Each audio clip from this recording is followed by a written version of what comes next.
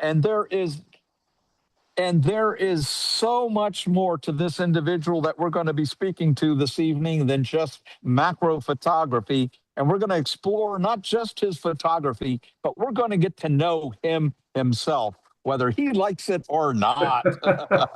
Ladies and gentlemen, I'd like to introduce to you Endre Balogh. Endre, welcome. Thank you. Thank you. It's such an honor to be in this august company. I was seeing all my old pals from AVPP and all kinds of places. So it's just great. Thank you. That's wonderful. First of all, let's get your name out of the way. How many people call you Andre instead of Endre? Well, probably about 60% call me Andre, and then everybody else knows how to say it, which is Endre. But it's a Hungarian name, and it starts with an E. It's just like Andre, only with an E. So, and I answer to either one, so I don't care one way or the other. How do you say your last name? That's the one I struggle with. Oh, Balogh. Balogh. That's also Balogh. Hungarian. Okay, cool. Yeah. Thank you. So Endre, would you be below Endre? In Hungary, I would be Balogh Endre. Okay. Yeah. I speak Hungarian. I grew up speaking Hungarian. I didn't speak English till I went to school. Both my parents were Hungarian, and so I don't get to speak Hungarian to very many people these days, but when I do, it's always fun. Excellent, excellent. I just wanted to get your name out of the way at the beginning there, because there's usually a lot of confusion when it comes to that. Yeah. I've noticed with others. So, all right, let's talk a little bit about photography. As you know, it's your camera that makes you a good photographer. That's right. Now, seriously, what equipment do you use in your various styles of photography? Well, I have a lot of equipment. I have equipment for portraiture. I have equipment for macro photography. I have equipment just for regular photography. My main camera is a Canon R5, and then a bunch of associated lenses. For the lenses that I use often with macro photography, I use lenses from Laowa, which is they make some terrific macro stuff. Although I started out when I was starting doing macro things, I had extension tubes. I still have those. I can configure anything, even out in the field. If I don't have what I want, then I have other ways of doing it. So yeah, so a lot of equipment, a lot of which I don't use. I bet you everybody does that. You buy stuff and then you never use it. Does Mona complain about that? No. I don't tell her what I buy. So. Mona, for those that don't know, Mona is Endre's boss. I mean, his wife. So she plays a very important factor in his accumulation of photographic equipment. There, well, she's a retired ER doc, so she has she knows what to worry about and what not to worry about, and this is not something to worry about. So with editing your material, what do you use in your post-processing? Well, Photoshop largely. I don't use Lightroom. A lot of people like Lightroom. I've never liked Lightroom. It seems to me always very cumbersome, and so I use Camera Raw, and Camera Raw is exactly the same. And so I don't know why anybody bothers with Lightroom, but I use Camera Raw a lot. And even for old JPEGs, I'll pull an old JPEG out and stick it into Camera Raw and do mess around with it. And then I have a bunch of plugins that I bought, many of which I don't use anymore. And so it's we accumulate things and think, oh, that's gonna be helpful. Sometimes I have something that I'll use one thing. I have Nik softwares, for instance, and there's one thing that I use in Nik. So they keep asking me to upgrade it, and I don't know what I need to upgrade it for. I only use one thing in Nik. So that makes sense. Yeah, I like that quote. To quote you out of context there, what use do you have of Lightroom? I thought of Dan Holmes immediately, and I wanted to look at his facial reaction when you said that. So, excellent. Well, I'm like Hutch Hutchinson. He doesn't like Lightroom either. So the two of us are on the same page with that. Okay, so you can do great work without Lightroom. Absolutely. Oh, outstanding. Now, your photographic work is quite eclectic. Not only are you're well known for your macro photography, but you have floral photography, you have geometrical which I think is called sacred geometry, which we'll talk Mhm. about in a little bit. You do light painting, you do landscape, you are so eclectic in your work and so good in all of it. And we'll explore that in a few minutes. But if you had a day to yourself photographing any subject that you wanted based on all of those disciplines, what would be your first inclination to photograph? Well, often when I have a day to myself, then I'll make a sacred geometry just because I'm sitting around at home and I'll do it. I can do it in the middle of the night, so I don't need to be photographing. Secondly, a light painting takes a long time, but I can only do that at night because of the setup that I have. So I can only do a light painting at night when it's dark.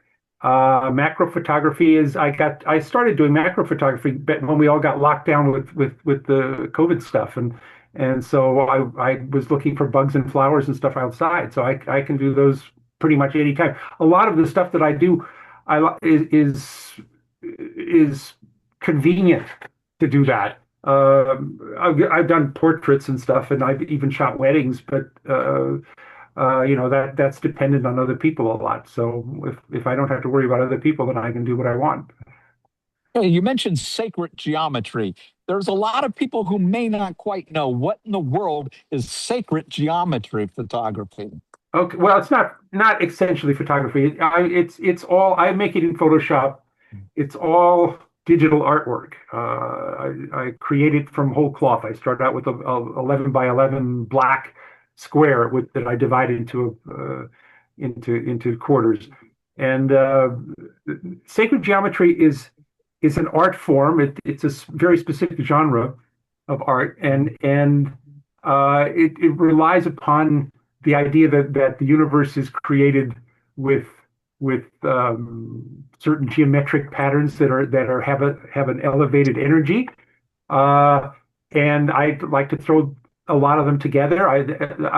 My sacred geometry is somewhat unique in the world because I do combine a lot of what are known as sacred. There are things called Metatron stars, and there's the flower of life and seed of life, and the Star of David, and a lot of these different kinds of things. These are all considered to be sacred symbols, and I use them from all kinds of different religions. I'm something of a mystic anyway, and so I've always been interested in that.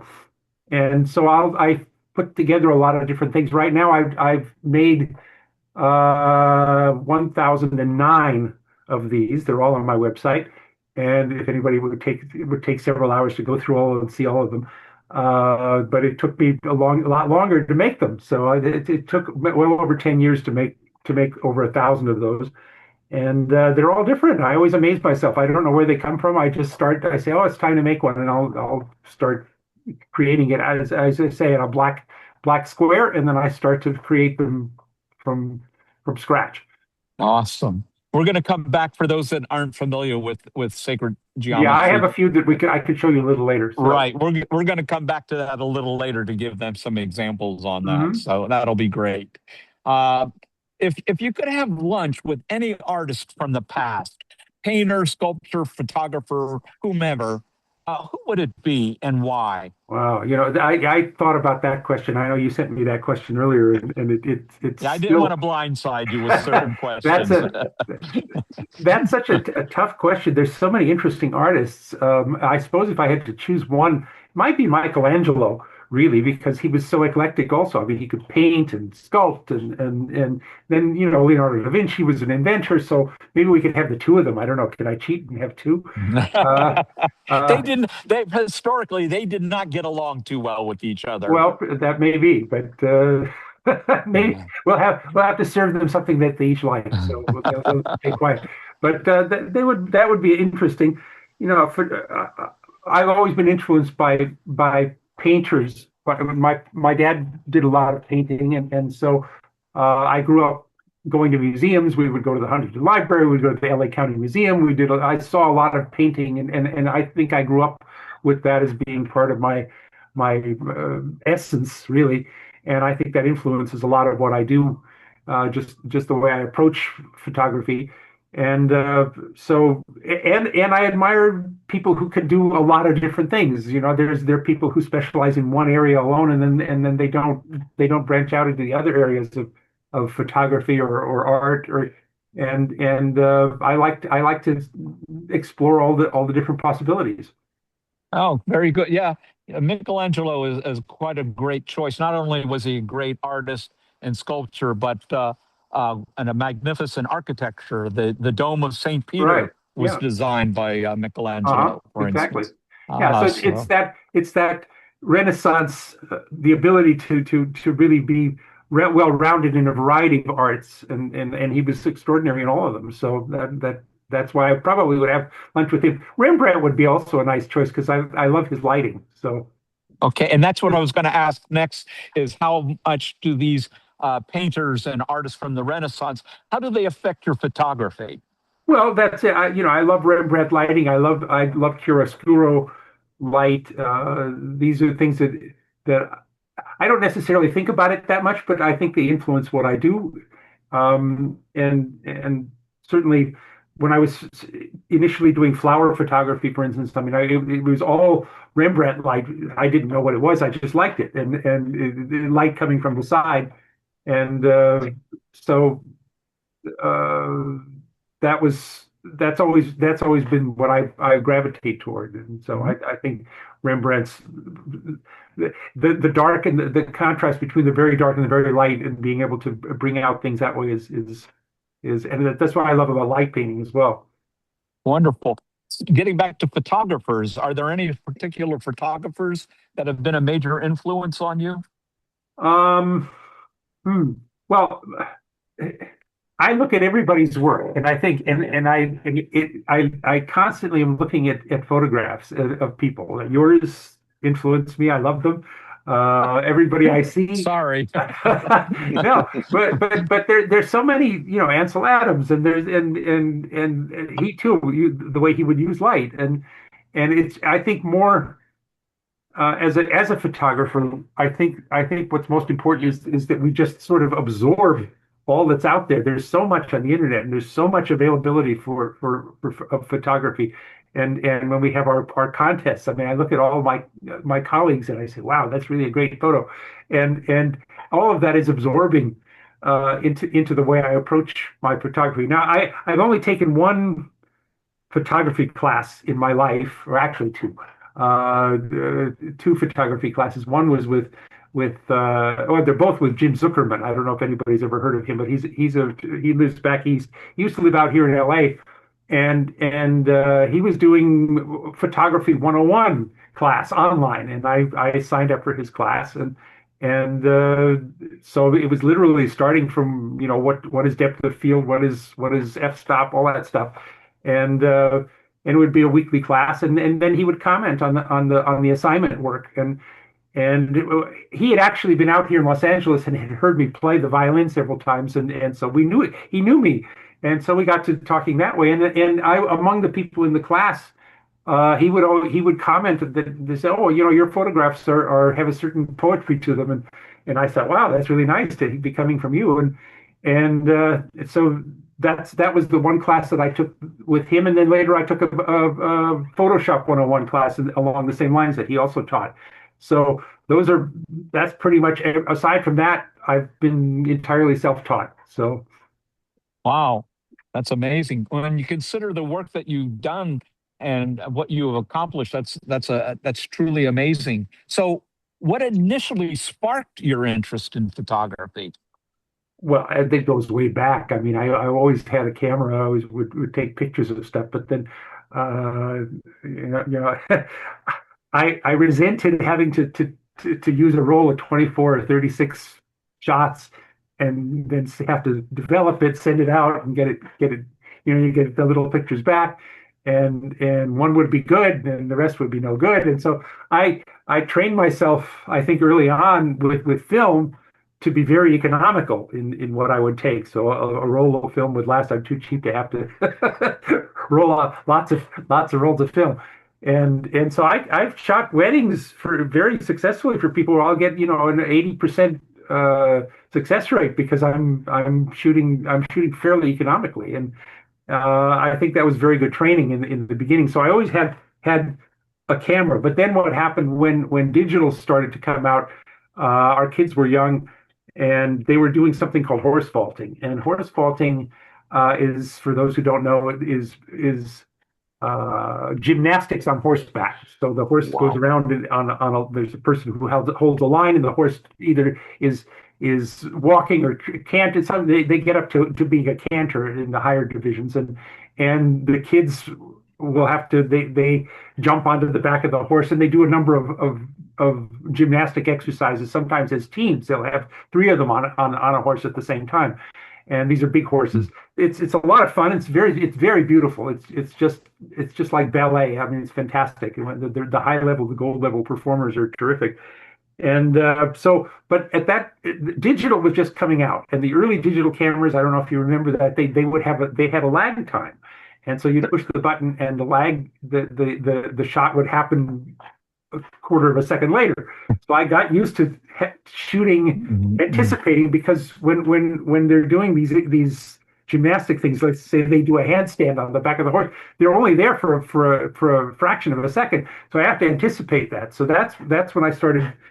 And I wanted to know about that, so I took the 101 class, and then as I said, I was getting good feedback. Is that your photos are really nice, so I started to be more interested in doing them. And then, of course, eventually better cameras came out, and they didn't have lag time anymore. Now you can hold the button down and shoot 100 photos in a couple seconds. So. Okay, that's how you got started with photography, and you're such an enthusiastic photographer and so varied in the kind of photography you do. But what motivates you when the muse is not upon you? What gets you motivated when you're not motivated? Well, in terms of photography, or in general? In photography. I was thinking photography. Yeah, well, I mean, you don't want to I don't want to pick up the camera today. I don't want to shoot anything today. What gets you out of that? What makes you get out there? I've never had that. I have never had that. If I don't want to pick up the camera, then I'll make a sacred geometry or abstract, or I'll take an old photo out and I'll mess with it. Every day I find I look at my pile of photos and I say, oh my God, how did I shoot all these? I don't know. Thousands and thousands of photos that I've done, and a macro photo requires finding something that's tiny, that's interesting. So, sometimes I'll go out and hunt for that. A light painting set is a big setup. So sometimes I don't feel like doing that, but I'll do something else then. I mean, so, these are, I have so many options in what I do that I've never had a moment where I say, oh gosh, I just don't want to do that. And if all else fails, I'll go and practice my violin. So that. We'll come back to that in just a moment. Then, staying on the subject of photography, with so much different type of photography that you do, the macro, the light painting, and so forth, how would you describe yourself as a photographer? Well, I love to do. As I was preparing for this, I realized that I love to do things that are complicated, that are photographically complicated. What that means is that I enjoy having the camera work as a tool to do more than it normally can. You snap the shutter, you get a picture, that's nice. But I like to do panoramas and stitch togethers and as light paintings, which sometimes take 100 layers, or the sacred geometries, which are creations out of whole cloth with color and the macro is again, it has a lot of complicated stuff and software that is involved in putting it together. Once you get the stack set, and then all. So I love being able to use the camera as a tool to see things that wouldn't be seen otherwise, or wouldn't be able to be as easily or appreciate them otherwise. And really my primary motivation is to bring something of beauty into the world, because the world has enough darkness, and we as photographers have what we're working with is light, and all the best stuff in is light, and so to be able to use light, it's a great blessing for all of us who are photographers to be able to use light and create something with light. And so that's really what excites me and motivates me. And so I love to do things like that. Wow, the Does that idea answer of your question? I hope so. yeah, oh yeah, yeah. The idea of creating beauty out of light like that, that's inspiring. It's Yeah, well, one of the things that I used to do when I was a kid is stained glass windows. I made a lot of stained glass windows, and I learned how to cut glass and put it all together. And there too, that's working with light. You're actually working with in the opposite. I don't know if anybody knows the process of making a painting on a stained glass window, but you take a piece of colored glass and paint only with black, and it's removing the black part that allows the light to come through, and that's how you make shade. And so that was one of the things that I learned early on also is to work it's kind of in reverse with light. oh, that's a great analogy. I did not know that. That's awesome. I'm going to shift gears for just a few minutes and let's talk about you outside of photography. I'd like everybody to get to know the complete Endre Balogh, not just as a photographer. I think we can appreciate you more when we can see other facets of your life. Okay. Probably what's probably best known about you outside of photography is you dabble a little bit in playing the violin. Yeah, well, actually, I always say that I'm a much better violinist than I'm a photographer. So that's is true. I started playing concerts in public when I was 4 years old. My mom was a musician, a violinist in the LA Philharmonic. My uncle had a violin shop, and he also played the violin. And then my dad came from Europe, and he played the violin, but he wasn't professional. But then he didn't speak English; he only spoke Hungarian. And my uncle had the Hungarian violin shop, so he needed strings. That's how he met my mom. He came to the violin shop, so it was all predestined that way. And so I joke that I played concerts up until 2 weeks before I was born, because I actually have the program from the last concert of the Philharmonic that my mom played before she went on maternity leave, and so I started playing at 3 and a half and started playing concerts in public when I was 4. And the first time I played with an orchestra as a soloist, I was 6 years old. And then I've been this since then. With the LA Philharmonic, the first time I played, I was 8 years old, and then. Oh, let's back up. Wait. You were 8 years old and played with the LA Philharmonic? As a soloist, in a youth concert. They had a youth concert, but I was the soloist. There are people out there. See how glibly he just passes that by? Oh, when I was 8 years old. Not everybody does that. No, that's true. I understand that. That's okay. Not everybody does that, but I've as I say, I've been playing concerts all my life. I've been the soloist with the Berlin Philharmonic and the Rotterdam Symphony and the Washington Symphony and the LA Philharmonic and Seattle and Honolulu, and all things come to my head. And then I had well, of course, I've done recitals all over the world. I've in London on the BBC and in Amsterdam and in New York, of course, and here in LA. I gave my debut recital in Los Angeles when I was 15 at the Wilshire Ebell Theater. If anybody knows that place, so as I say, I've been soloist with all kinds of orchestras and chamber musicians. So I had a trio, and we toured around the world for about 30 years, the Pacific Trio, and we toured for many years doing that, and then. Now, actually, I've switched gears in a sense. Is that I play with a group that's called Paris Chanson, which is French singing. It's completely different. There are 3 singers. One plays guitar, and then there's a drummer, bass player, keyboardist, and me.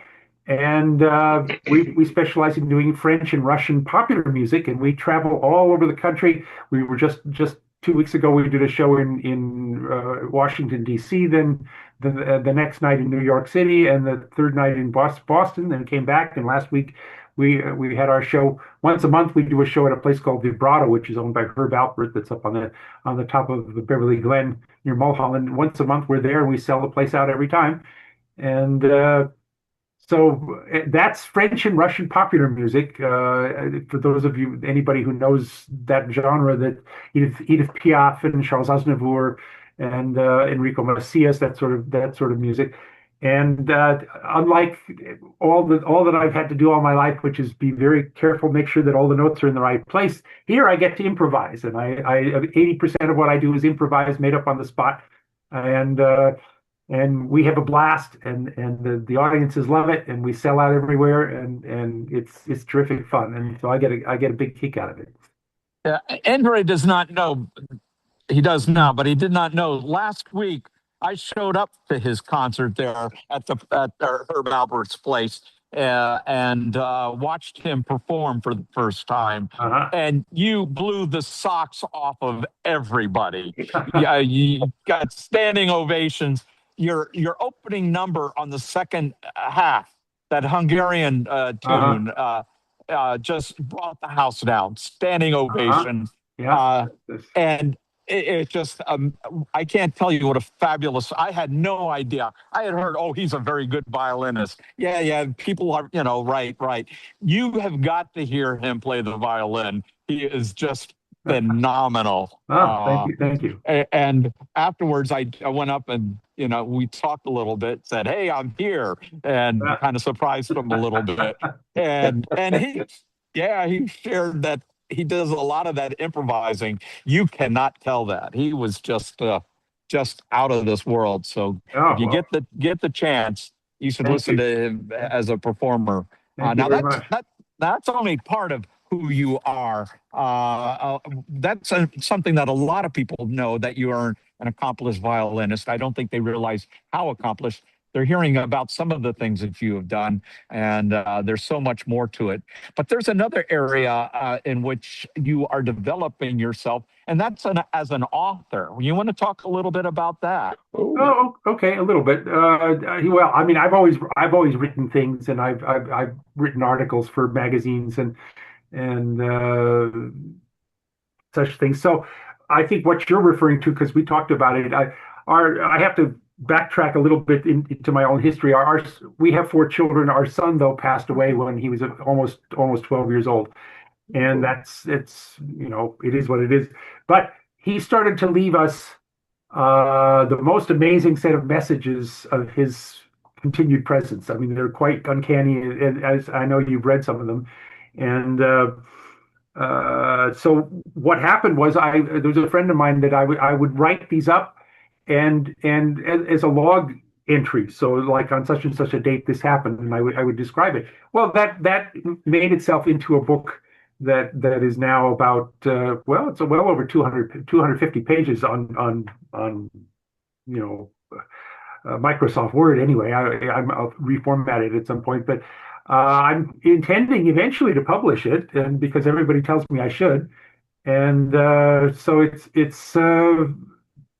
the people I've shown it to, especially those who also have lost either children or loved ones of one sort or another, find it very comforting, because there's no denying, once it's in the aggregate of all of these extraordinary events, there's really no denying that there's an afterlife, and he's there and he's communicating with us. And so also that the sacred geometries, and I'll go back to that for just a second, that I personally feel that he helps me do those, and so that's also part of it. But the authorship, sometime soon, I hope I'll that's one of the things where my muse is always gets in the way. I've got too many photographs and too much music to keep me away from doing that, so I need to get back to doing that and get it finished and published. But a lot of people want me to publish it, and so that's what we're heading toward. Yeah, in preparing for this interview this evening, I've read part of your work. I've covered about 130 pages of your pending book, and it's very profound and moving. To know Endre, you need to read this book and the impact that Antel has had in your life, and and the impact it's made on those around you. So yeah, well, as I say, I believe when people get to read it that it's very comforting for those people who have lost someone. And I know he's out there. I know we're together, and someday we'll all be together again. And I'm not, it's a terrible loss in this lifetime. But as I say, always been something of a mystic, and so I know that we're all going to be visiting together. We'll all be doing photography together someday. So there you go. Speaking of photography, let's bring this back around to photography itself, since that's the main subject that we want to cover this evening. Let's talk about you as the photographer. What are some of your noteworthy accomplishments? And I want you to toot your own horn here, okay? Don't be shy. Well, I collect all these PPA and PPC and SIPA and AVPP. All of them have been wonderful for me because they hone my skills. I've honed my skills tremendously in the process of preparing for competitions, and I enjoy the competition. Sometimes I disagree with the judges. That's a separate issue, but we all do that. And so I just don't mean to laugh, but I don't think there's one of us that would disagree with exactly. you on that. That's why I said it. And so, but being collegial with so many fine photographers, really great people who like you, like yourself, like Dan, like all the people who are, there's Marcy and I see all these old friends here and Robin, and so somebody I've missed there, I'm sure, but anyway, I've learned so much from everyone, and so that's really very important to me. Now, gosh, what was the question again? Remind me. What are some of your? Notice how he's avoided this now. Tell us some of the things that you have accomplished as a photographer. Okay. Okay. So that goes then to PPC and PPA. Well, one of the things that one of the first accomplishments, even before I joined any of these organizations, was that I wound up writing an article which was published in or I submitted to Shutterbug magazine, and Shutterbug it was about my black and white flower photos and how I did them, and I wrote an article about it, and not only did they accept it, but then they wound up printing it in an annual. They have an annual publication called Expert Photo Techniques Guide. That was in 2010, and they used one of my flower photos on the cover of that. So I thought, wow, I've made it to the cover of a Shutterbug publication, and so that was cool. I've had a number of exhibits at the Carpelis Museum in Santa Barbara. Those have been very successful. And then once I started doing things with PPA, PPC, then I managed to get a lot of good feedback with my competition wins. I'm very proud of the fact that I achieved the master photographer designation.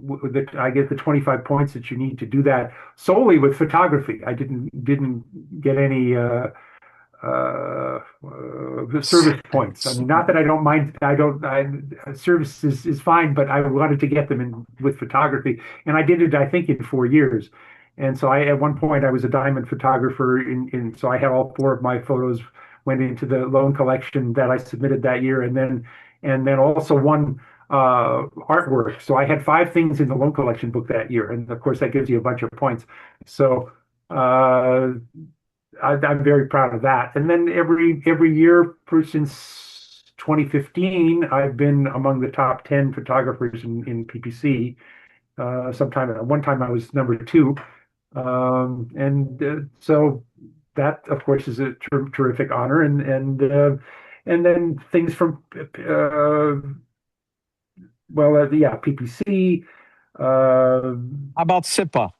Yeah, well, SIPA. Oh, okay. Well, let's see. SIPA from 2021, I was photographer of the year, and then 22, 23, 24, and 25, I've been photographer of the year each of those years. So I missed one in between. So and then you're also, lazy. I know at AVPP, I was also, I think, there was 5 years running that I was photographer of the year over there as well.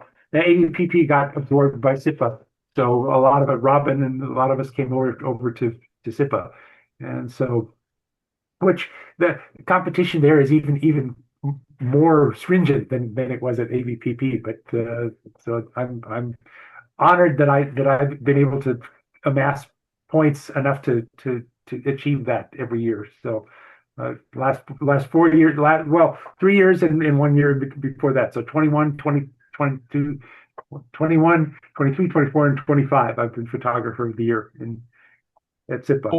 4 out of the last 5 years. Right. That's no small feat right there.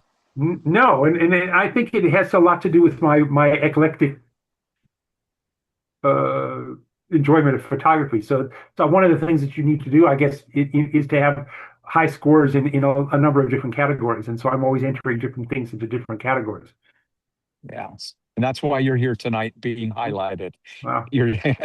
Exactly. Speaking of your photographs, let's take a few minutes and can you share with us some of your photos and Sure. what you do? I collected some here. So let me share the screen. This is this one. That's it. Okay. There we go. All right. So, well, first of all, you asked me about my setup. So I Yes. shot a photo just with my phone of my setup, doing a macro photo. As you can, this is my equipment. I have what's called a MyOps slider, and that you can see it set up here to take a close up of a dandelion. And so the slider sets up with an app, and I can define the increments where I want it to be. So I start out the farthest at the closest point of the object, and then to the farthest point of the object, I define that, and then how much of an increment I want in between each one, and then I just set it up, push the button, let it go, and then that'll take sometimes. I think in this particular case, there was about 85 photos. I'll show you one of the pictures that I took from that, just because it's interesting. I'll go down to the next one. This was that dandelion. It's not. I don't know if I'll ever enter this into a contest or not. I don't think it's worthy, but it's very interesting and can show you what I can do with macro photography. So that's that dandelion. That's 85 separate photos, and so or I think 87. I'm sorry. And so for those of you who don't know about that kind of thing, it's a focus stack. It's much like a MRI, where it takes successive slices, and as we all know, the smaller you get of an object, the thinner, the more razor thin the depth of field becomes. So you can't get anything sharp unless you stack them. And so this is an 87 photo stack, and then it's all assembled in. For this one I used something called Helicon Focus, which then stacks everything together, and that's the result. Make it sound so. Endre, do you have a go-to macro lens, or do you have an assortment of macro depending Well, on? I have a 2x 1 to 2x macro Laowa 1 to 2x macro lens, and then I also have a 2 to 5 times macro lens. That's for really, really, really small things. I rarely use that because if something is that small, then I don't see it, and then and then I don't think to take a picture of it. So I have to be able to see it first. So the way with that macro lens, I could probably take a picture of a sugar one sugar cube, grain. not whatever a grain. thing of sugar. A grain. Yeah, and the Laowa is actually very, very good because the smallest increment it can move in is 1.4 microns. So it really moves in a very small distance. So sometimes I have to set up to take a picture of something really small. I forgot to put in my little group here a macro photo of a tiny spider that was really, really fun. I should have put that in, but if we have time, I'll go find it. But anyway, Let me jump over to the light paintings because that's the next one. This is one of my light paintings. Um, this one actually did very well in the most recent PPC. How does light painting work for you in Okay, this? so everything is shot in pitch darkness. You have to turn out all the lights, and then I use a flashlight and light individual areas in different ways. And so I'll so for instance, the vase is highly reflective. So there I'd have to use a scrim and use a different kind of light. But for the flowers, I would first light the one on the left and work my way over to the right, and then it's a matter of taking those separate photos. There's also a lot of other process. I needed something called a top light, and there's I do a flat light that is rather dim. That's the what would be the fill light, or it essentially works as the background. And then I also take a silhouette of the whole thing so that I have a background, so I can add in whatever background texture and everything later. And so that's how that works. And so it's a matter of then taking all those layers and bit by bit painting in the parts from each one to make the contours even more prominent than they would be otherwise. And it's a complicated kind of technique doing that. And so, for instance, here this is a photo of my violin uh, with with a book that it's in, and it's a picture of the book that it's open to, and so you can see the way the light, I would paint in the folds of the fabric to really emphasize that. It gives it a beautiful texture, and at the same time, while it looks like a painting, uh, since I'm shooting uh, generally, let's see, my settings for that are where I shoot at the lowest ISO, so L, like ISO 50, and then I'm shooting at a 105.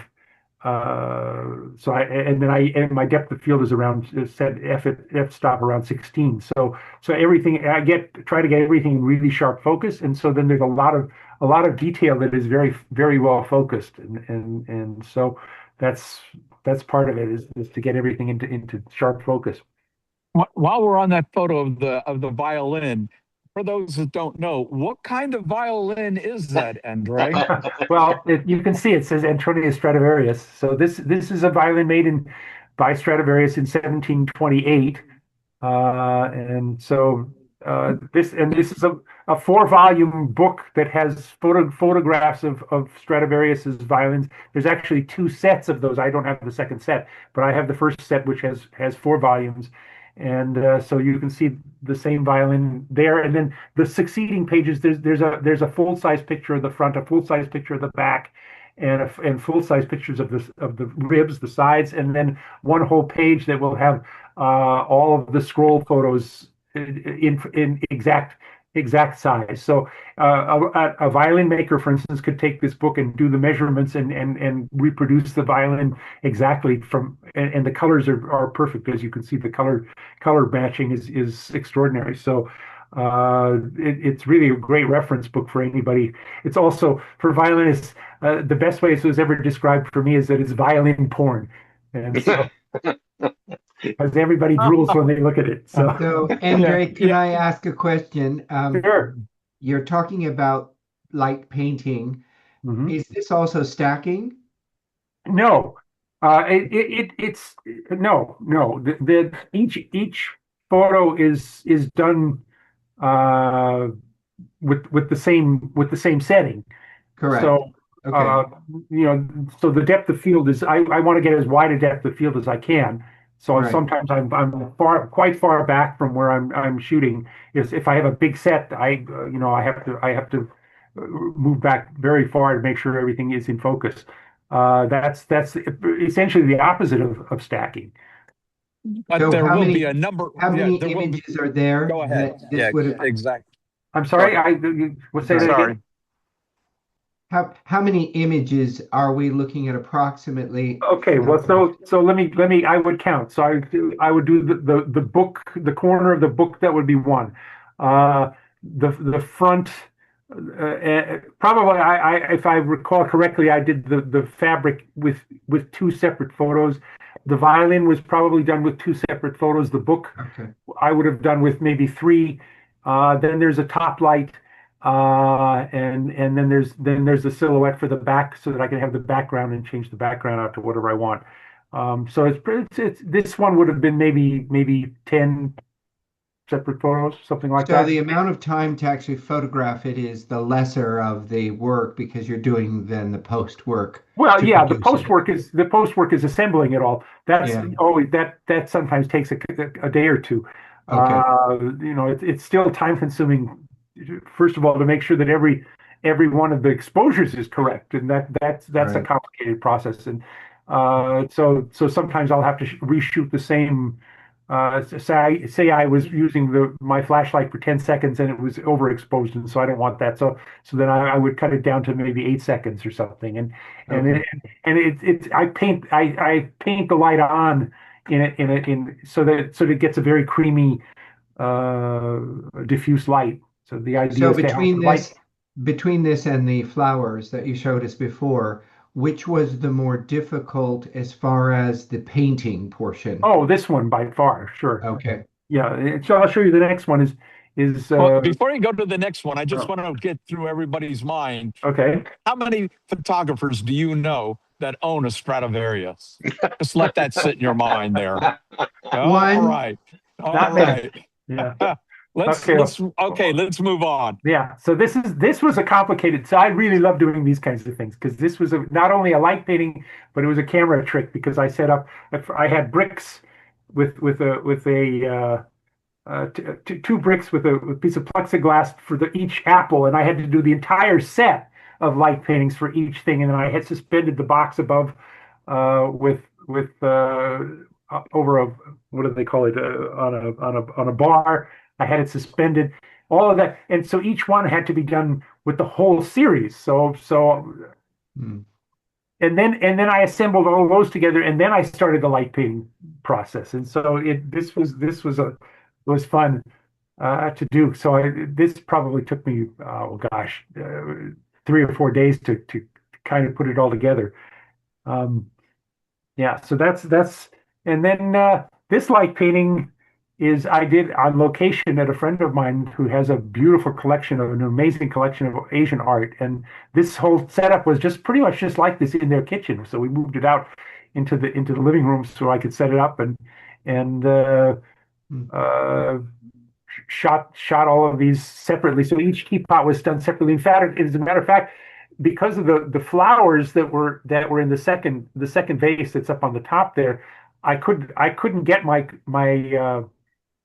uh, flashlight in close enough for the little teapot that's on the left on the top. So I shot that first, and then I put the uh, this wicker basket with the flowers or with the little what are they, pussy willows, put that in afterwards. So it's all done in bits and pieces, and so and then I can assemble it all later. Yeah. Yeah. So So this that isn't just one setup and light on each one. You shot each one individually. oh yeah, and each one and is then shot completely individually, and then of course I think probably did three separate shots for each part of the cabinetry.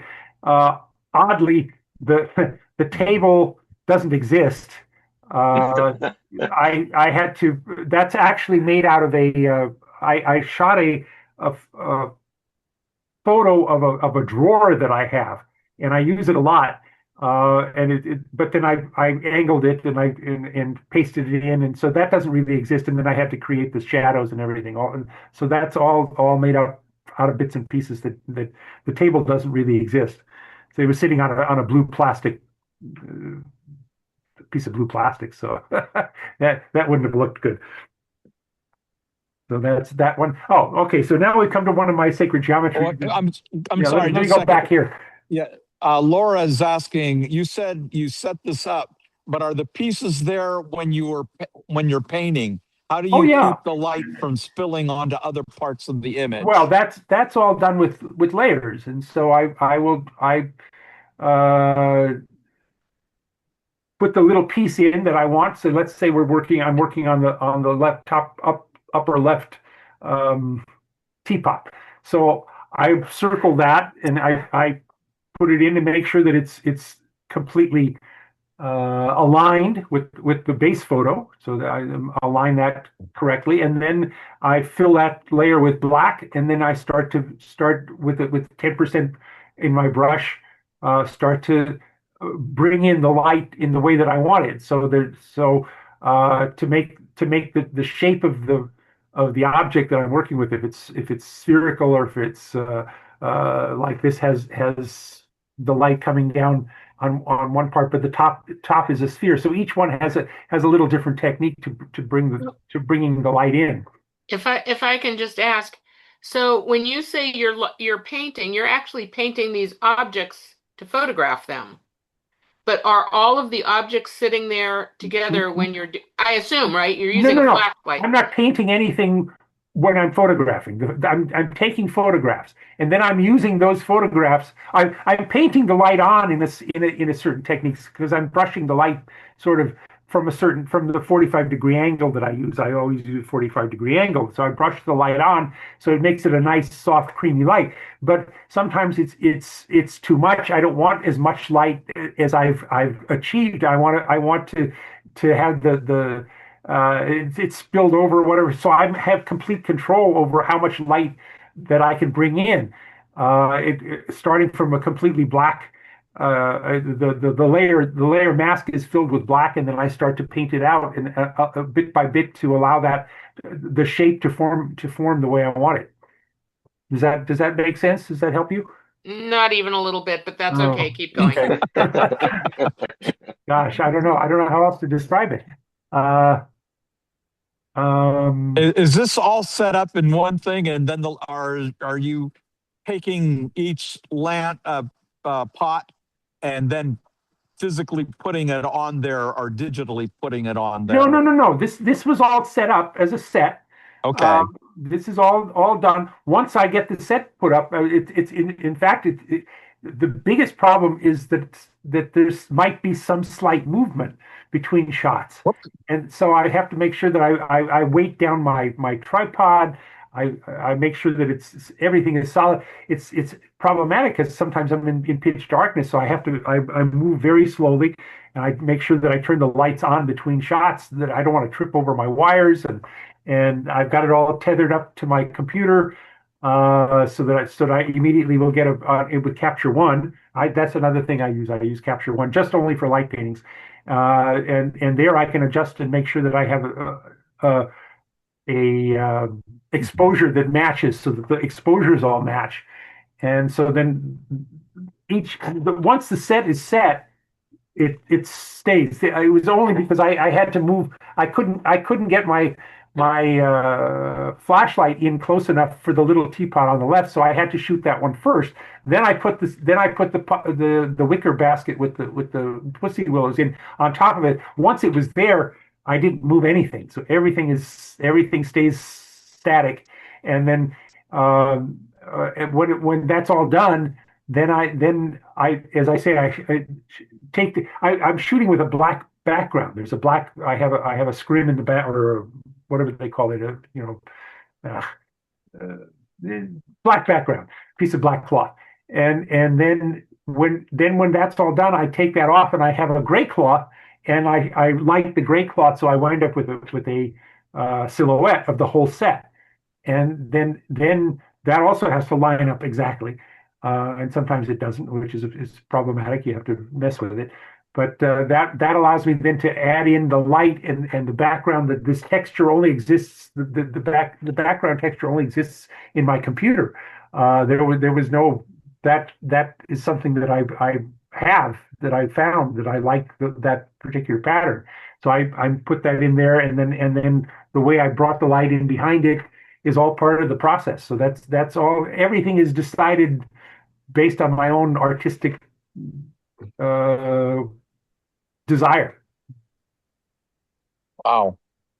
Okay. So, Andre, I think what you're saying then, because was kind of thrown off as well, when we hear the expression painting, I know that I've gone out into the desert and there have been, let's say, ruins, and we take a enormous flashlight from quite a distance and we paint Hmm. the design of the building in so it looks like it's glowing. Well, yeah, So that if I was doing it outdoors, that would be the same process. So that's right. essentially the same thing.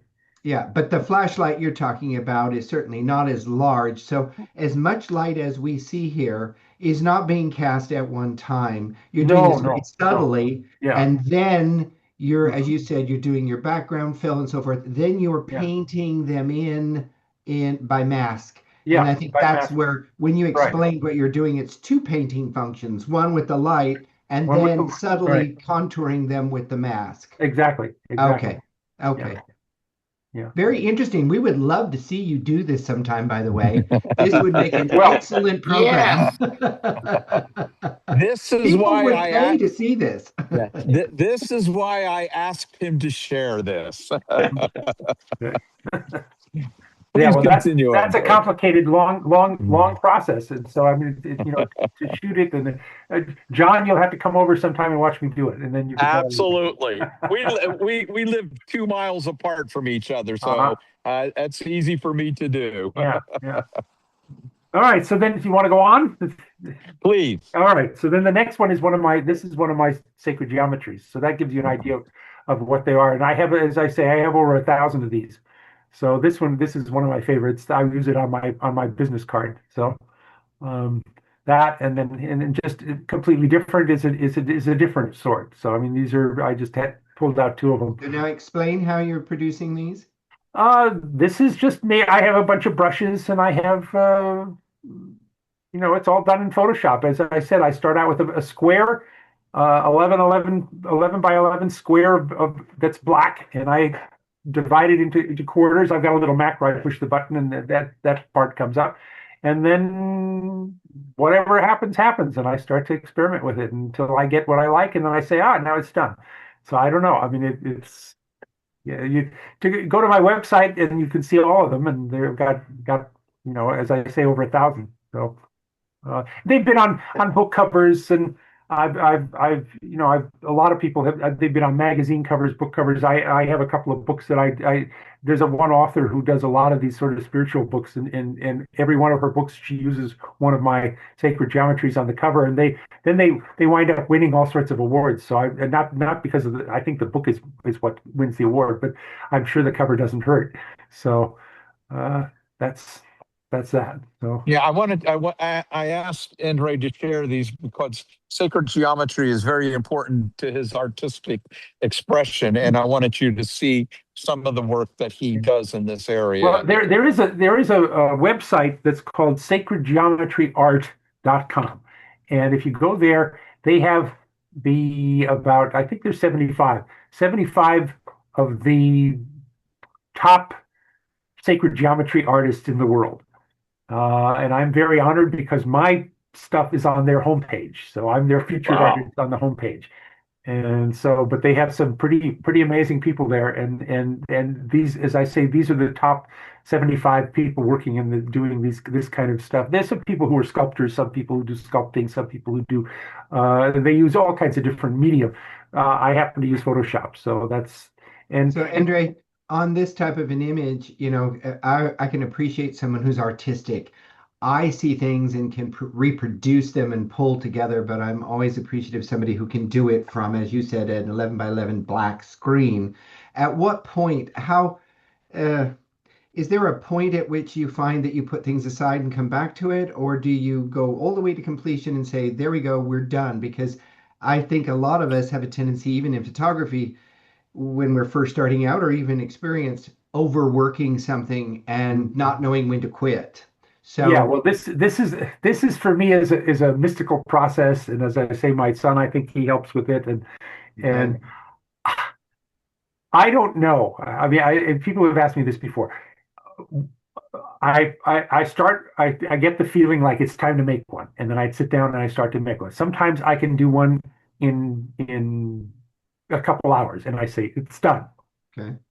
Sometimes I play with it for 3 or 4 days, and then I throw it away, and I say it's no good. Uh, but generally, if I play with something long enough, eventually it'll come together. I'll do something and say, well, that's how it's supposed to be, and then I work on it, and then suddenly at a certain point I say, now it's done, and I know it's done, and that's it. So with that in mind, like the previous image, which as a photographer I can really appreciate the Asian pots, Oh, the photographic image. There's got to be a point at which you have to back off because you don't want to overwork it and make it look as though it's either AI generated or not believable. So, that aha moment of, okay, it's done. On these that you're doing the light painting, which is very intriguing to a lot of us. Um, uh, what's your mechanism for stopping so you don't fall into that trap of overworking it? mm, gosh, that's an interesting Did you have an question. idea that this is going to look this way when you first began, and when you got to that point, you stopped, or did you keep working it until No, no, more you? or less. I mean, I these things often I tweak. I'll come back to them a few days Okay, later and tweak a little thing, and okay, it's not always necessarily 100% done right when I think it's done. Uh, okay, so yeah, the light paintings I'll tweak much more than I will a sacred geometry because gotcha. yeah. Okay, But anyway, so these are I just pulled out two of those just for fun. Now you're asking me about landscapes, so I pulled up a landscape of mine. This was fun because we used to live in the Los Feliz area, and I right after a storm one day I went way up on a hike that's was right behind our house. Actually, you could just over this little hill that's on the left side. Our house was down just beneath that. But you can. This is Los Angeles, um, and there's downtown LA. It's over on the left side, and the observatory is over here on the right, and Century City, and the sun was coming down and going on the water, and it was one of the most extraordinary days. And this is a pano of about, I think, oh gosh, I forget now how many photos I shot, but probably 7 or 8 photos that I stuck together. And I can't do it when it's just like this. I'd have to pull it up into Photoshop, but you can actually zoom in and zoom all the way and see the Vincent Thomas Bridge in Long Beach, uh, way in the distance.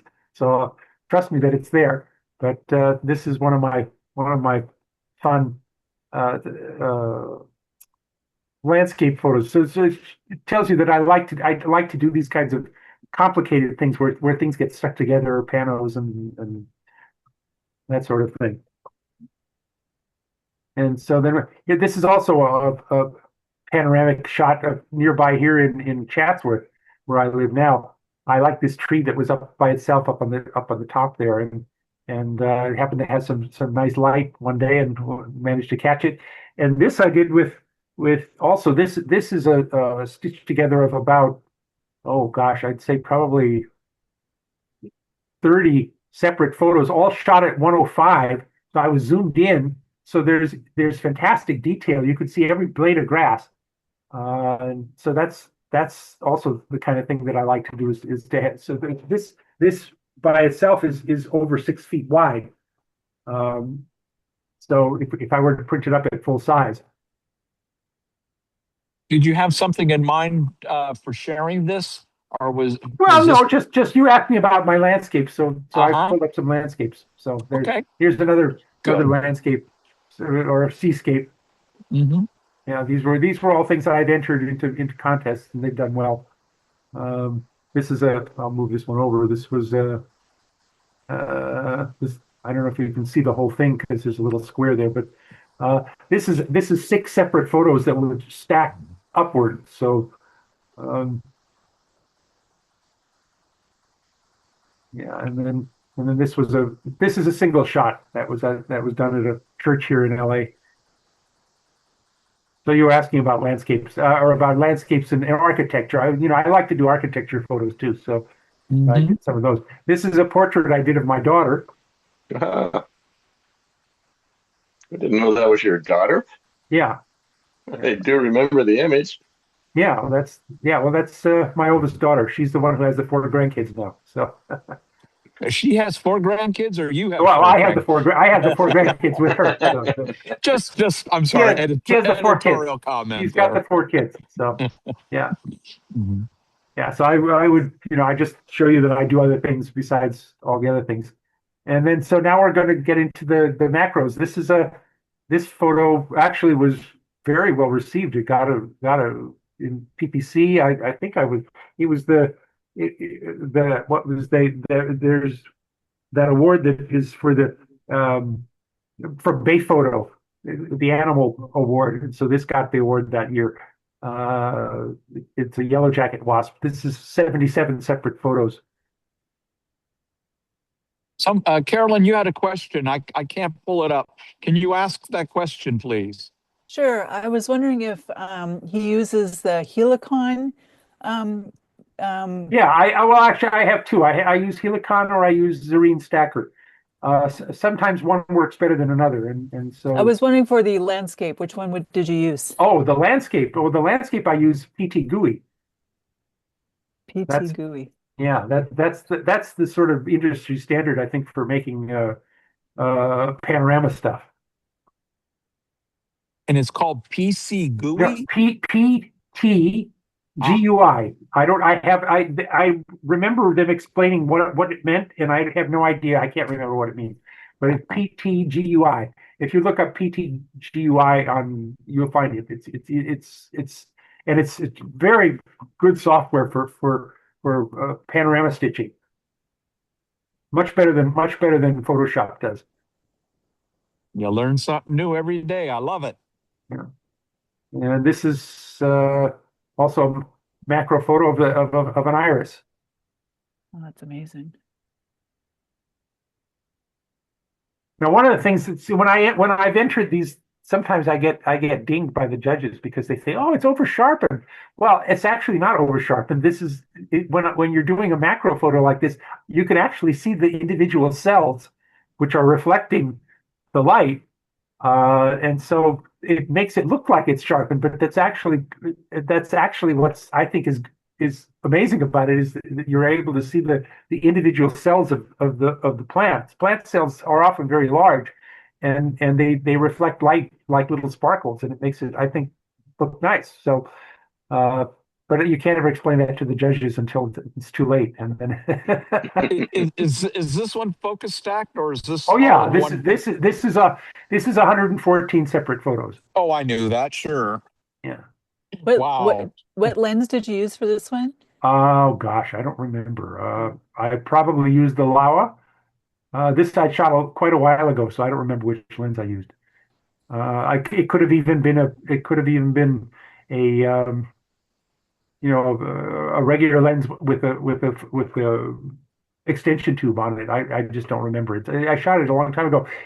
For this one, I do remember though. I have also I don't know what brand it is, but I have a handheld or a rail, and so you have to crank it, and so that of course is more time consuming because we have to crank it in between each shot, and especially if you have anything that's um, very delicate. Sometimes the wind will blow or something. You don't want that to happen. So nowadays, if I have I can set my system up and define that it'll take a shot every 10 seconds. So that allows any vibration to dissipate between shots. And I'll push the button and leave the room, or even just leave the room first and push the button and let it go through the series, so that there's no chance of wind or anything else disturbing it, because everything has to line up. Otherwise, the whole thing is wasted. I've had a lot of wasted macro stacks. It's very frustrating when you do 100 shots and you realize that none of them are going to work. So that's problematic. Endre, will you talk about what slider you use and what app you use? Okay, well, I use something called the MyOps slider. Now, the problem with the MyOps slider is that MyOps no longer makes it. There are a lot of really good sliders out there. that are much more expensive. MyOps was very high quality and yet not expensive. MyOps makes a lot of other good stuff. They make those kinds of things that are triggered by noise. So you can when the balloon bursts, you can take a picture, have the flash go off, and take freeze something. The same mechanism can help with capturing lightning. If you're out somewhere and there's a lightning storm, and as soon as the lightning flashes, it triggers the and so you capture the lightning. They make all kinds of interesting gear like that. And at one point they made this slider. Now they morphed it into some kind of another mechanism that does, it's more for like with cell phones and stuff, where people want to do panning shots and movie stuff, which I don't use. And they've discontinued making the actual slider. So they say they still support it. So I'm if I ever have a problem with it, but I haven't had a problem with it. So but I can't recommend the MyOps slider because they don't make it anymore. So I'm sorry about that. And it comes with an app, and in the app you define what you want it to do, and it works just great. But this one though, I did with a handheld or the manual, my little manual slider, which I would have to crank in between each shot. And so that really drove me crazy because it was on a hot day, and I turned the air conditioning off in the house, and I didn't breathe. I was all my breath I was trying to blow down because I didn't want these tiny fibers. I mean, this is a milkweed pod, and as it was, they were falling out, and they were about to get just float away. So to get everything lined up like that, I was really pleased that I was able to do that. So yeah. Oh, sorry, I just pulled up Novex Castel Micro Auto Step Motor Stack Rail System. Looks amazing. Well, there's a lot of good sliders in the world. I mean, it's $3,000. Oh my. Well, that's if you're wanting to do pictures of grains of sand or something. I don't know. I mean, it's sorry about that. There are less expensive sliders in the world. I guarantee that. But yeah. And then this is a sphinx moth. So this is the head of a little tiny. This little moth is oh gosh. I mean, it's probably what you're looking at is not larger than maybe a centimeter in area. And how many photos on this did it take? This one, gosh, I didn't. Did I write it down? Yeah, this is 107. 107. Endre, is this little critter dead? Yeah. What is now? Well, now it's immortalized. So, so it was dead. Actually, my daughter had a friend. She's up near Davis, and she had a friend who found this, and they sent it down to me, and I photographed it. So there it is. Yeah, and then well, the last one that I have is just my. These were the 4 photos that went into the diamond collection when I was way back. I think that was 2015. So that's beautiful. Amazing. Are these light photos? No, these were all single shot. Okay. All done. In those days, we lived in a different house, and I had a big open window, and I would set my flowers up. And this big, it was a door, really. I mean, the door was open. I opened the door, and I set the flowers up with a black background, and then shot them at f/22, so everything was in focus, and then just processed them a bit, and I added the backgrounds later, and yeah, so these were the 4 that I entered that year, and they all 4 made it into the diamond collection. So excellent. Well, yeah, I should pull up see if I can find quickly. I can find it. I bet. Okay. Let's see. Where's my macros here? Well, I will say, Andre, it's very, there's more than just the technical perspective. It seems like your background with your geometry as well as your paintery background, there's still a aesthetics there that is obvious. You've got an eye for composition. There are probably quite a few people here who are very technically oriented, but it looks like it's still very pleasing to look at as opposed to just something that's technically proficient. So Well, we thank you. appreciate Yeah, that. Yeah. I appreciate that. It's here he is. I think this is it. Yeah, here we go. Let's see if this is yeah, there it is. So this little guy is I'm alive. sorry. Endre, we're not seeing it. You're You not? need to switch to a different screen now. So you need to unshare that one and share the Okay. other window. Oh, okay. I see. Oh, okay. I have to unshare that. I see. Okay, so Yeah. stop the share. And then share Okay. again And and then share select again. that Let one. me- Yeah. yeah. There you go. Yeah, okay. No, We all no, do no. this, so you're not alone. We're Yeah. all Oh, yeah. pointing and Well, now saying. yeah. I've lost my share thing. Here it is. There it is. Okay. And then here I'll share this one. Okay. There we go. Okay. Well, this part we don't need. Here it is. Here he. Okay. Yeah. So this little guy There is. you go. Yeah. He was so small that I brought this plant in to take a picture of the plant. The I even have a wait a minute. I think I even have the And overall, here I'll show you this. This was there he is. This leaf is an inch long, and he's on there. So that gives you an idea of how big he is. And he's alive. And I brought it in because I wanted to take a picture of the plant, and then I noticed this little bit of movement on one of the leaves, and so I set my macro stuff up really quickly. I thought, oh gee whiz, I'm going to try to take a picture of him, and he sat there with his arm in the air like this for 77 photos. He didn't move. I set him up, and he would. I said, "Don't move, don't move, don't move, don't move," and he didn't. And it was. I was so lucky. And eventually, though, I wanted to maybe have a little bit more of the texture of the leaf if I could have. But he eventually moved. But by then, I got all of him. So he's really, really, really tiny.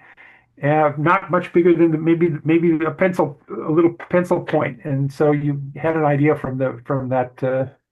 so you've added spider trainer to your resume. Yeah.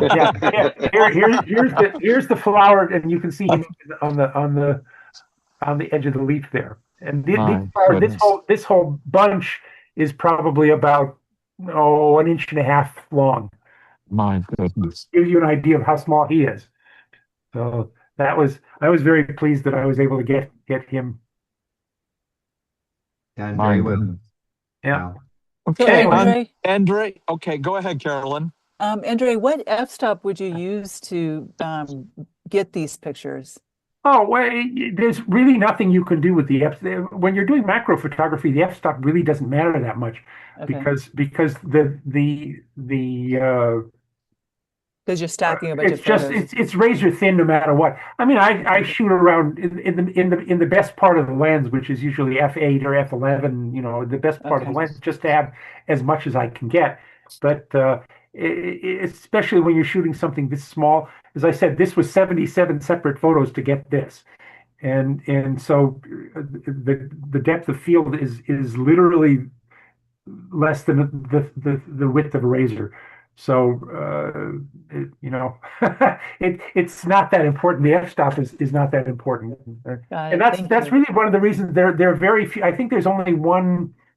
Canon makes an autofocus macro lens, but it's pointless because there's not autofocus, it doesn't help you much. You're going to get a very thin photo. Yeah, sometimes people want to be able to take a single shot, and I have taken single shots of creatures. I have some ants and things that are fun. Maybe I can find my ants. Where's my ant photos? Ants are up here. Where's my ants? Ants excavating. Yeah, let's see. Oh, This tomorrow's one. Friday. Yeah. Yeah, another day. Is it a long day all day? I don't know, because I gotta be back for your big. Okay. This one. Here, Well, at the five. Oh man. yeah. Okay. So these were two ants that were coming out of their hole, bringing this. That's not the best one. Actually, here's the best one. This is the best one. There's the best one. There you go. Oh wow. These were two ants, two little red ants, bringing a rock out of their hole, and they were in my field of depth of field, which, as you can see, is very thin. I mean, one of their legs and the back body is out of focus. They were in that sweet spot for just an instant, and so I managed to capture that. Todd, you had a question. Can you ask your question? I can't pull it up. The new cameras now have what's it called? Focus shift shooting. Have you ever tried that for doing this? No, I don't. I'm not familiar with that. Yeah, you can set up to like 100 shots, and it's supposed to automatically do it. Oh, okay. So, well, yeah, focus stack. Yeah, I've used that with my Canon sometimes, on a flower or something, and it'll run. But the problem with that is you have to use a dedicated Canon lens, and I can't use any of my macro lenses because it operates on it creates a different system. It uses the autofocus system to run through the number of shots. Yeah, it works fine if you're using a dedicated Canon lens that it has autofocus, and so yeah, I've done that sometimes when there's no other way to do it. But yeah. Okay, and then one other thing is I've tried this when I have 10 shots or something. It's too many to bring together. I think I bring it together in Photoshop. Yeah. I mean, Photoshop does stacking. I don't think the Photoshop stacking software is as good as Helicon, but yeah, you can use Photoshop to stack stuff as well. Well, the files are too big, is what I'm trying to get to. Is if I end up with 10 or 20 of them, it says it's too big to process. Well, I don't know. I mean, I sometimes will shoot over 100 photos in one, and Helicon will stack them up just fine. So okay, I don't know. No, and that's fine. I'm just the difference between Helicon and Zarine Stacker, they both do quite well. In some ways, Zarine is better, but the problem with Zarine is they can only use TIFFs or JPEGs. So you have to first convert out of RAW. I shoot things in RAW. I have to convert everything out of a TIFF into out of a DNG or a RAW file into a TIFF, and then I can process it in Zarine. But both are very good. I mean, if you're interested in doing macro photography, one or the other or both is good to have. Thank you very much. Okay. Great presentation. Endre, you can stop sharing your screen. Okay. And what I'd like to do at this point is open it up to anybody else that has any questions before I close out. Is there anybody that has any other questions that they'd like to ask Endre? I've got one. Sure. I've been a fan of Andre's from a violin standpoint for a while. Several years ago, I was at a meeting of the All Valley group, and he told me he had a Stradivarius. Well, that lit a fire on me. I've been listening to his music on YouTube. Oh my. Okay, good. Did you know it was there? I know there's a bunch of stuff that people have recorded and people have put up. So yeah, there's quite a number of things. So if you really want to see Andre on another part of his life, with his hands on an incredible instrument.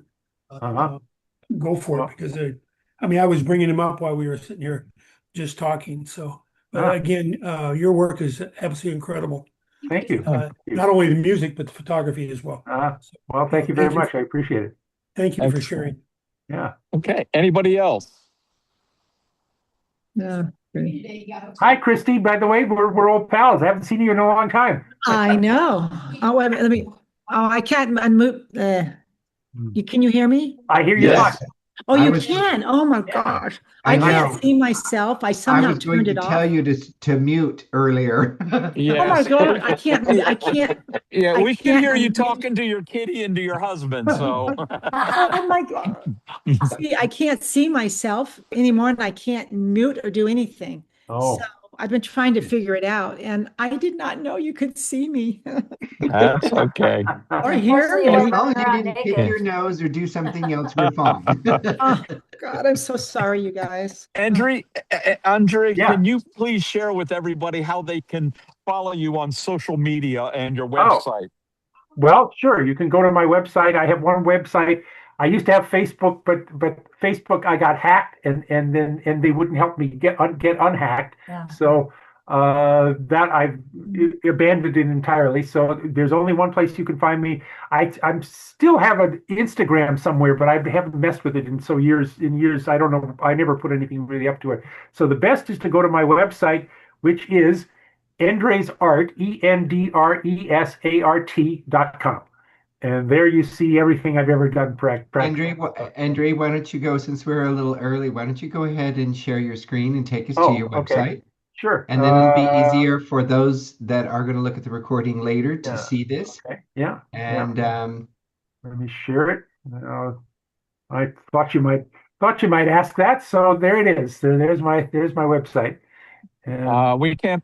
You're not sharing. Oh, I'm not sharing it? Yep, Uh-oh. I got not that screen. Yeah, I see it. Yeah, I see it. We got Oh, it. I guess oh, there it is. I'm sorry. It's me. Yeah.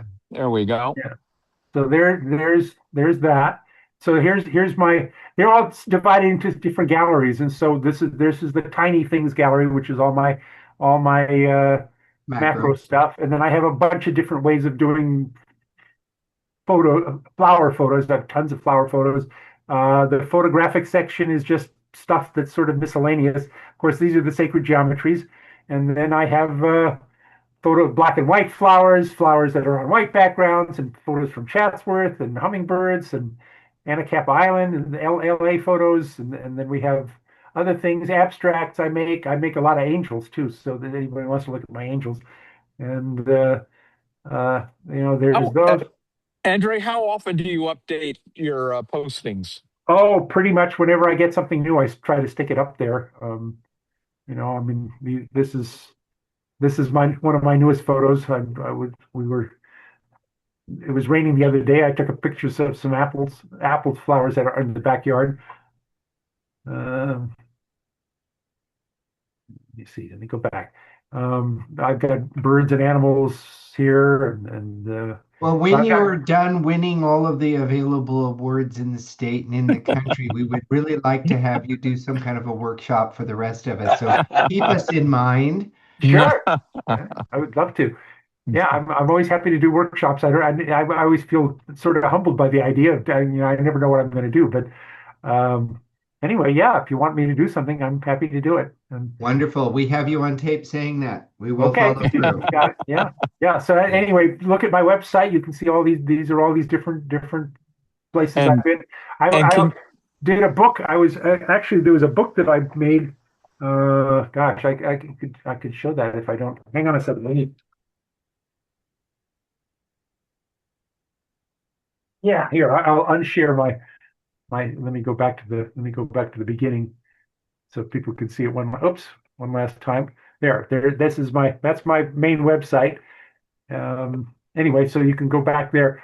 And tell them one more time what that website Endre, ENDRES, EndresArt.com. Very easy.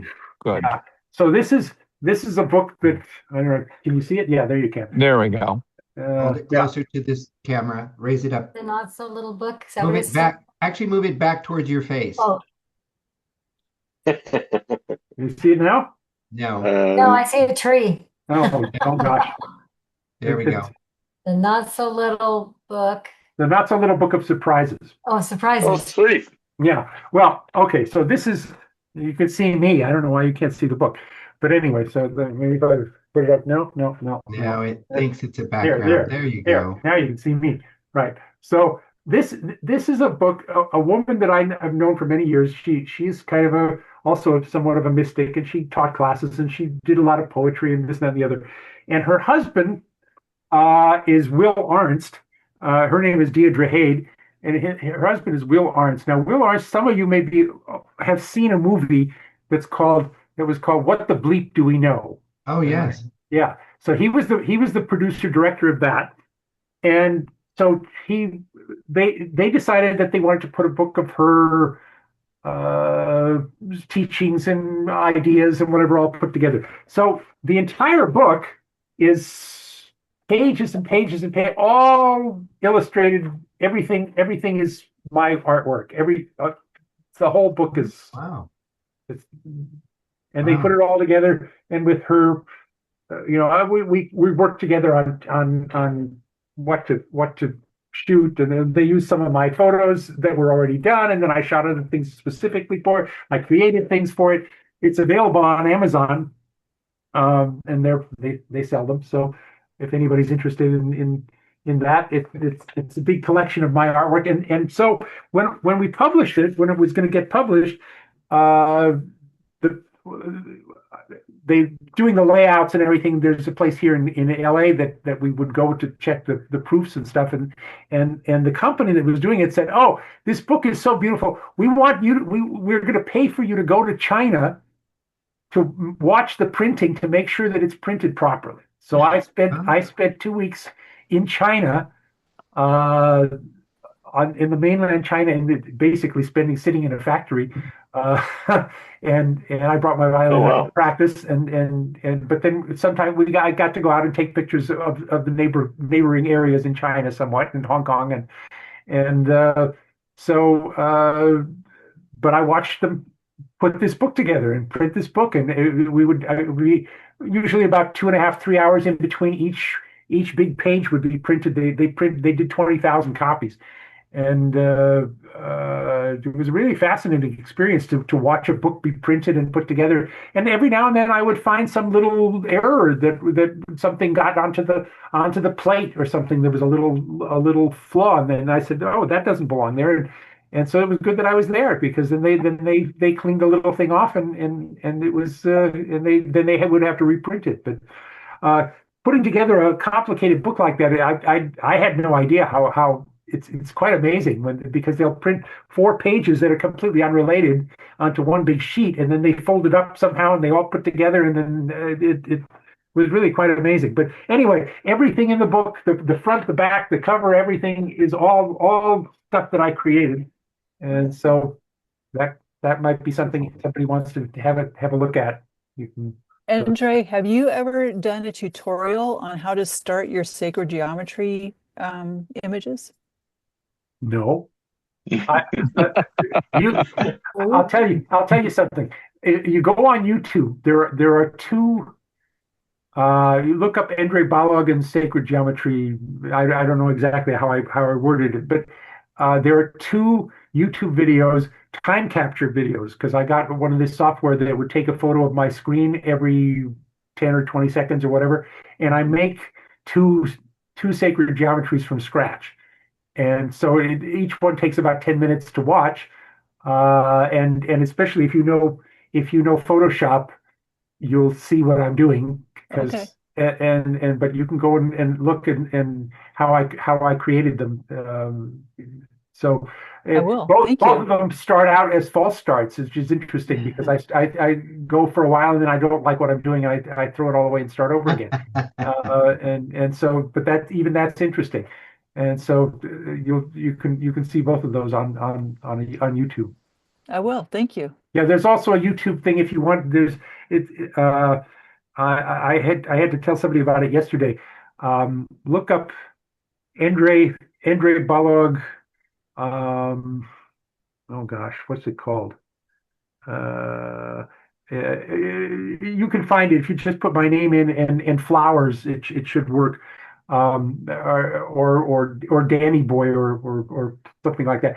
I played on. It happened. It was on a radio broadcast on the 10th anniversary of 9/11, and I played a little arrangement that I have of Danny Boy just for violin alone. And it was recorded because it was a radio broadcast, and I took that, and I had about maybe, I don't know, 30 or 40 of my flower photos, and so it underscores that. And you can go and hear me play that and play Danny Boy at the same time, and so that'll give you an idea of what I sound like with my flowers. Excellent. Okay. Yeah. So I'm I always think- creating stuff. So that you ask me what do I do if the music, I got too many things to do. So I love it. Endre, thank you so much for taking the time gosh, this well, thank evening you to so much share for with being us. my interviewer. It was such a delight, and thanks to all of you for coming. And I appreciate that you're interested in my work, and I hope it was of interest, and I hope to see you guys all soon. It was Well, great. We want Thank to you do so just much. a little bit of housekeeping before we all go. Yes, First of Michael, all- I'm turning it over to you now. Thank you, John, very much. We Thanks, John. make sure that everyone knows that we have a little bit different this next month. We will not be having a member spotlight. We will be having instructor spotlight. At this point, we have two planned. We have one confirmed. If you go to the PPC website, you'll see the ads for it. We're going to be interviewing in a similar circumstance the instructors for our West Coast school this summer. So I want to invite you all to be sure and sign up for that.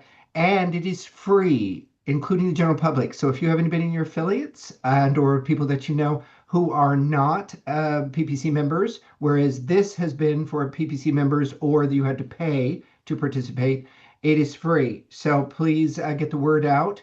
The other thing is, Endre, you're on tape as saying that you would entertain the idea of workshop. You all have our new email address, which you received the link for tonight's program on. So I know if you're here, you had to have gotten that link.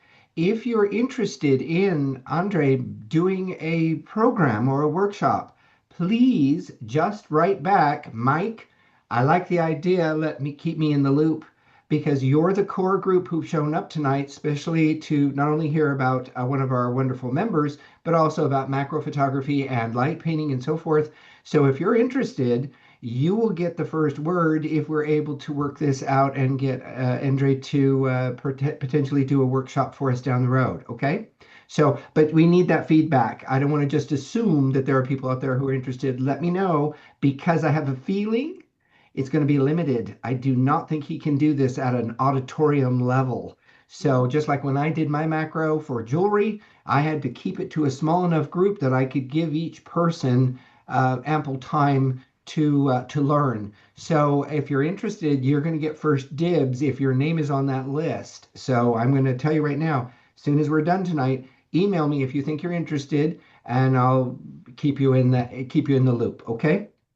Marcy, did I forget anything that we need to let everybody know about at this point? Just watch your calendar. We have flower workshops coming up. Dan is doing a program in potentially Hungry Valley. Carlsbad Flowers with Marcy and Robin. We have those spotlights coming up for instructors. We have Marcy's sourdough workshop. That is filling quickly. There will be a cutoff. So if you're not signed up for that, you'd better go in and sign up, because she's going to cut it off. Her kitchen and house is only so big to incorporate a lot of bakers. And then one more thing, on the 19th of April, we have our next state PPC meeting. So we would really like the support of you all to show up and listen to the new things we have going on. And if nothing else, we are still here and doing very well. Yes. Thank you, Andre. Oh, thank you. Nice Thank round you. of applause Thank you, there for Andre. you. Thank you, Andre. Thank you so And much. with that, Endre. send Yeah. back if you're Endre. interested. I and answered we'll anything. all It's send okay. I think I finally got it. It's Endre, as in Yep. end. Yep, Endre. that's exactly Yes. right. And It only took me multiple years. yeah, that's okay. And just take the H off the back and make it two G's, Balogh, and you've got it. That's it. There you go. Except the accent comes on the first syllable. It's interesting. Hungarian, Oh. all words in Hungarian, the accent is on the first syllable. Every word in the entire language. See, we got a Hungarian lesson too. Yeah. There you go. All All right. Good night, Thanks, everyone. everybody. Be Thank safe. you again, Bye-bye. John. Thank you. You're- Thank you, John. Good night, everybody. Thank you Good for night. having me. Bye. Thank Good you, night. Andre. Bye-bye.